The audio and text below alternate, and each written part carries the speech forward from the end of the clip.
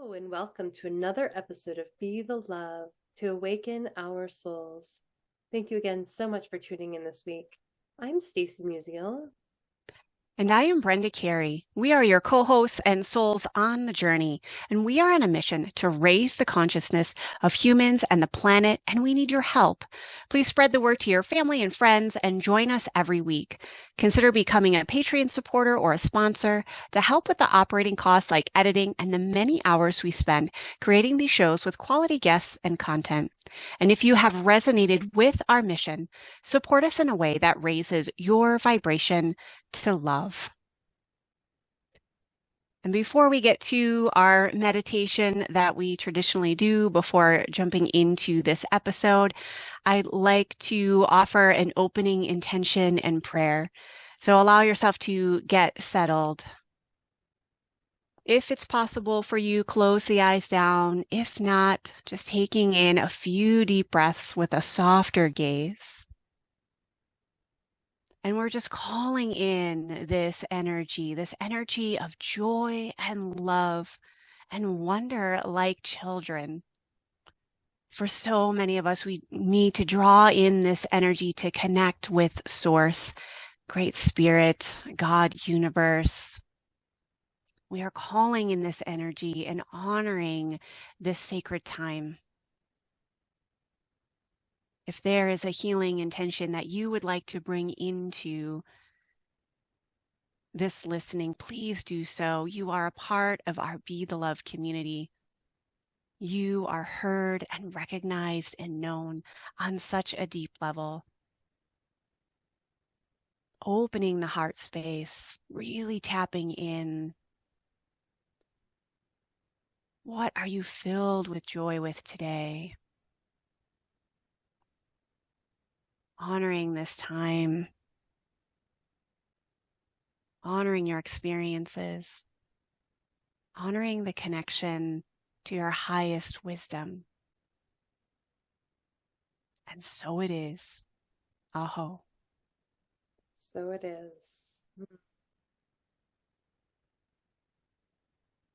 And if it feels safe for you, I'd like to begin to invite you to take a moment to get centered with us.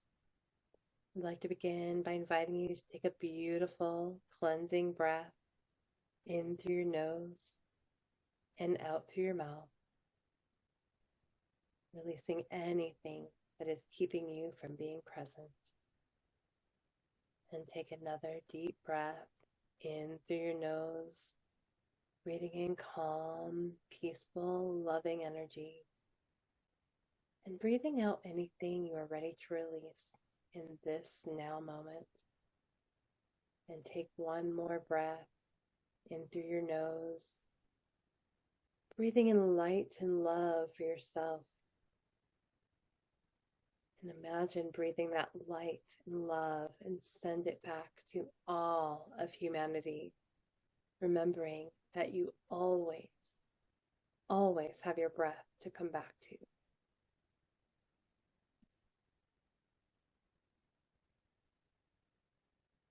So in this episode, what came to me is I was driving in my car and listening to the radio. And as of this recording, and it honestly doesn't matter when you listen to this or what time of the year it is, the Christmas music stations are on full blast. It's surprising me how early it starts. And anyway, the song Winter Wonderland came in, and the word Wonderland, like, just stuck with me. It was like a word I couldn't get out of my head. I'm like, wonder. And just this whole like magical winter wonderland that's described in the song and for this, whole season that's upon us. And I don't think this needs to be about a particular time during a season. I think this idea of wonder can get a little lost when we're adulting, so to speak. And I think of, my children and how they just hold this joy-filled wonder in their lives, and how I also think wonder is essential for us as adults, especially as we grow older.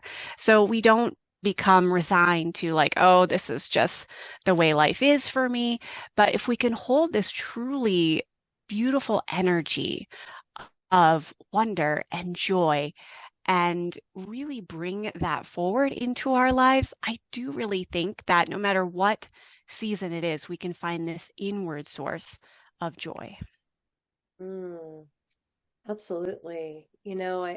I just think about how lost we get when we start adulting, right? We lose that because we have this cultural conditioning of needing to be serious all the time Right. and needing to take care of all the responsibilities that come with adulting and and so then of course all the experiences we have that that start to take that joy away, that wonder away from that childlike self, due to, you know, being maybe going through emotional pains and, traumas and experiences and yeah, the seriousness of it. But what if we were to recognize that that is actually, it is our birthright to find that joy again and to really look at our conditioned responses as just that. They're conditioned responses, right? And that when we allow ourselves to tap into that joy and that wonder again, how truly deeply flowing our life can be and how much, you know, we can recognize that it's also a choice to say Absolutely. we want to, we can either focus on the seriousness of things or we can, learn to truly cultivate that birthright of joy and wonder. Absolutely. No, I love how you bring that up, that joy is a choice. And I will admit my perfectionist self can take myself way too seriously. I think that just came from, again, family conditioning, not blaming any of my family. They're all doing the best they can with what they know. But I do think that that does come up. I take myself too seriously, and then the negative self-talk comes up, and there's no joy in that. And it literally becomes a mental habit. And I've learned to begin to switch that little by little. And I do think there needs to be brought up some clarity between joy versus happiness. And again, this is kind of my take on it. I know everyone vocabulary can be a little bit of a tricky thing, but I do look at joy as being more of this inward feeling that we can choose no matter what, no matter if we are going through struggles or emotional pain. Happiness, I see, I mentioned like the songs on the radio. Well, the ads on TV, not that I've seen a lot of them, but this time of year, they're very much geared towards if someone acquires this thing, this object, then they'll be happy, right? And they show it people smiling faces and dancing around. And so for me, happiness is more external. And not to say that happiness is invalid. I definitely think there can be a place for it. But what I truly want as I age is that deeper sense of joy. And that really is a choice and something that I've had to uncondition myself out of the seriousness and perfectionism and then actively choose joy no matter how my day is going or whether I have the thing that I see on TV or not. Absolutely. I absolutely agree because, we do, that's another, I think, conditioned response is that, when we think about happiness, we think about, well, I think about, I hear the pursuit of happiness, and, something that we can have to attain outside of ourselves or, I'll be happy when, right? There's that I'll Mm, be happy when syndrome, like I'll be happy when I get the car, when, the house, the relationship, and so, but the joy is, it's an energy, right? And so we have to relearn to tap into that energy, right? And so I think it's important, when we want to embody something that we find someone that can that already possesses or embodies that experience, right? And then we can really begin to model that. And who is a better model than a child, right? When they're like really tapped in and they don't even have to think about, their joy. They're, experiencing life through a whole new lens, and, playing and creating and being in this embodiment. So, finding a child and really seeing how they are living through their eyes, what is the energy that they're creating, and how would that feel in your body? We can do that when we tap into another's energy in that way. And to really learn, we can learn a lot from children and their like childlike play, and learning to get into our bodies again, and dance and create, and just look through the world, look through our lens, our eyes, in a whole new perspective, like opening your eyes for the first time as if you had never seen this experience before, and then looking around like you've never had this experience. And what would that be like? What would that be like? It's such a beautiful experience to practice that, Absolutely. finding that space to really begin to allow yourself that experience. Yeah. I know speaking of, being around the energy of children, my daughters have definitely brought so much joy at all the ages they're in, even my teenager. And I would love to add that reflecting on what brought us joy in our own childhood. And for some of this might be a stretch. We may not remember as clearly, but one of the most healing things that I remembered from my childhood is that I loved to sing. My mom tells me stories of like she'd put me in the grocery cart, in the front seat there, and I would just sing while my mom was grocery shopping. And people would pass by and be like, "Oh my gosh, she's so happy," and I had lost that as an adult, and I was judged. "Oh, your voice really isn't that good." I heard messages like that. And it wasn't until, gosh, I was probably in my, mid late 30s that I had remembered. I'm like, "Oh yeah, I loved to sing when I was little." And so when I brought that back in as like a healing practice, it actually raised my vibration to a level that did actually heal my body. And to this day, I attend that singing because it brought in so much joy. Once I got rid of if I sounded a certain way, but just once I allowed myself to be in that vibration, it literally healed my body because I was not just happy. I was in a state of joy. I was being joy. Mm, being joy, embodying that. Yes. For me, it's dancing. And Hmm.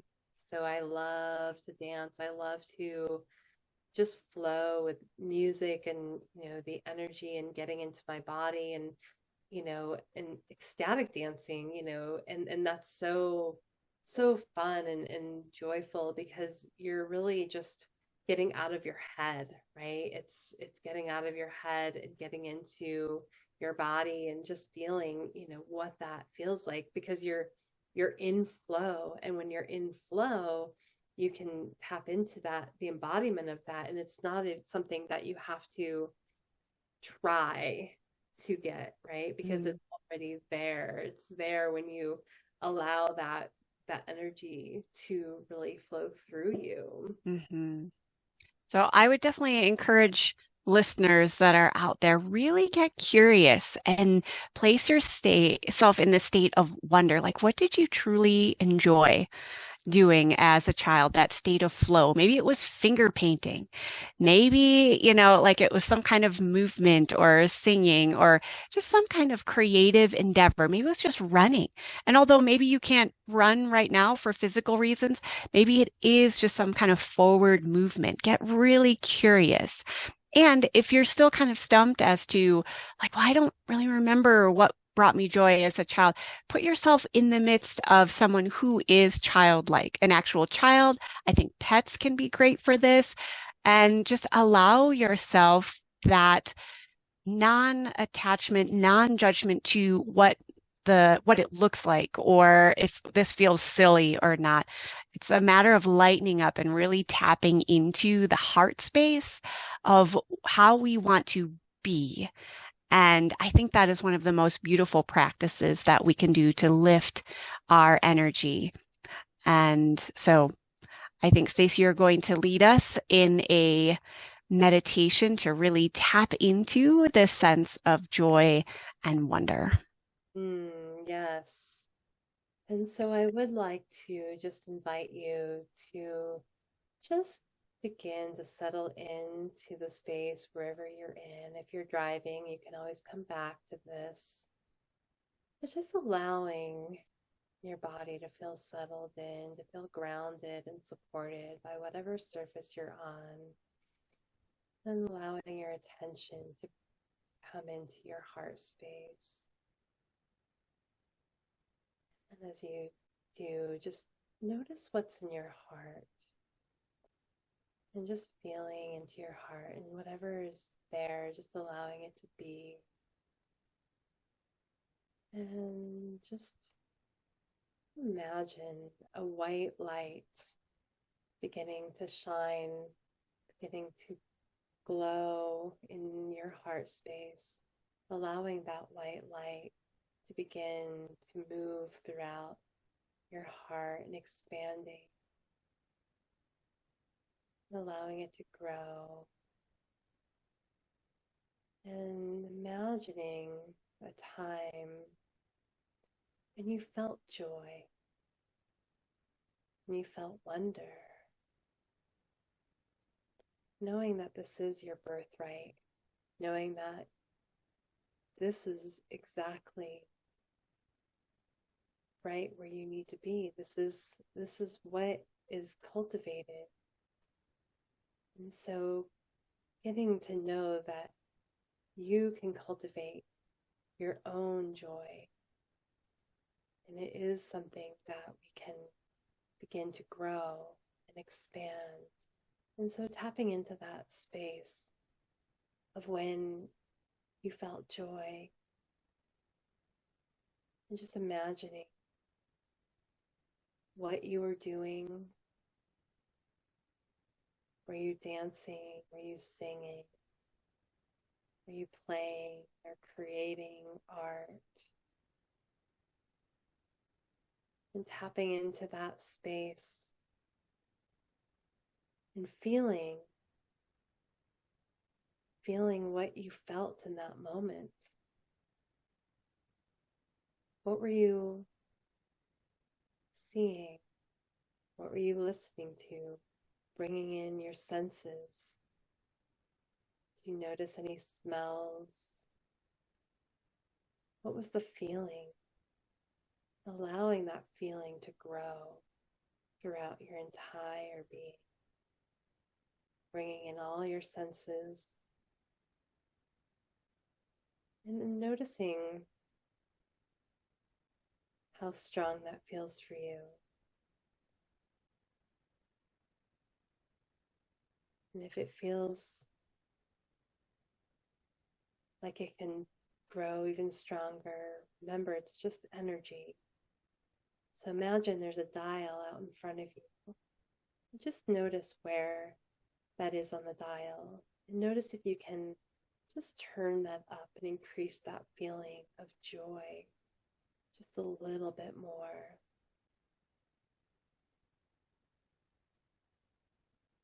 Just continuing to expand and embody that feeling. Being in that space and knowing that you can always come back to this.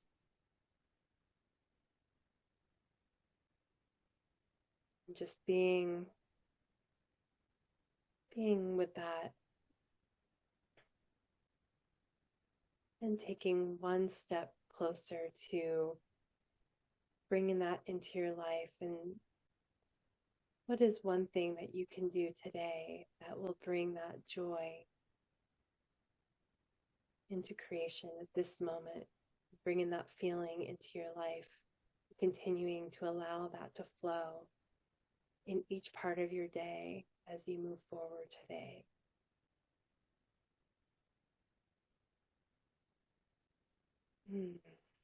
And so it is. So it is. Thank you for listening to Be the Love podcast. If you enjoyed listening to our show, please share the love by sharing it with your family and friends, giving us a 5-star written review on iTunes and Spotify, or liking us on Facebook. I'm Brenda Carey, and as a holistic healer, I offer coaching and online programs to guide people in their sacred path to vibrant health. My website is sacredpathyogaandreiki.com. And I'm Stacy Musial. I'm a psychotherapist specializing in whole person, deep soul healing. You can find out more about my work, my book, and programs at awakenyourempoweredsoul.com. You can check out our links in the show notes. And please consider supporting our mission to awaken our souls with a monthly donation that helps us with the operating costs of this podcast so we can continue to spread the love. To contribute, visit our Patreon website at patreon.com/Be the Love podcast. And stay tuned for more episodes being released on Mondays at 5:55 a.m. Mountain Time.